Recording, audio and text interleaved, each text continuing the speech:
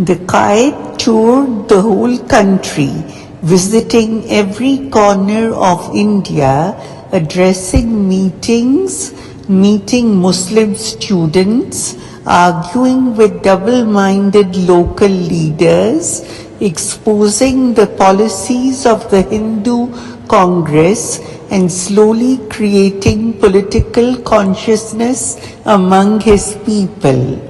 Meanwhile, the Act of 1935 was passed that was a clear attempt to crush the forces working for democracy and freedom.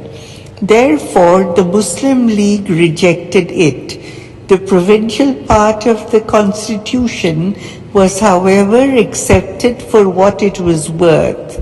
Jinnah concentrated on the constitutional struggle within the Legislative Assembly and advocated his point of view with great strength and skill. I believe that the proposed federation, means nothing but absolute sacrifice of all that British India has stood for and developed during the last 50 years in the matter of progress in the representative form of the government. No province was consulted as such. No consent of the provinces has been obtained whether they are willing to federate as federating units on the terms which are laid down by the British government. My next objection is that it is not workable. In order to strengthen the League, bolster its bargaining position, and help prepare it for contesting elections, Jinnah appointed and presided over a new central parliamentary board and affiliated provincial parliamentary boards. These boards, similar to those earlier established by the Congress, were to become Jinnah's organizational arms in extending his power over the entire Muslim community. In the 1937 elections, the Muslim League did not do well and won only 109 seats out of 482 it contested.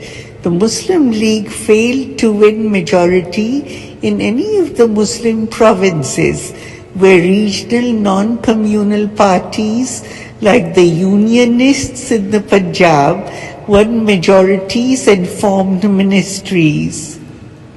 The results of the elections demoralized many of the League leaders. The only redeeming feature was that the Congress had miserably failed to gain any Muslim seat, and it had only succeeded in gaining Hindu and Sikh seats in the Muslim provinces. The Congress had failed because it had made no effort to contact the Muslim masses and was certain that politics based on economic issues would prevail in India. However, the conditions on which the Congress wanted to cooperate with the Muslim League were so humiliating that no self-respecting party could accept them. The Congress was prepared to accept Muslims only if they ceased to have a separate political entity and were merged in the Hindu-dominated Congress. The Muslim League, of course, refused to do that for the sake of a few cabinet posts. The attitude of the Congress towards other parties opened the eyes of all sections of politically conscious people. The Unionists and other small parties who had been cold towards the Muslim League also changed their attitude within a year of the Congress taking control of power in the provinces.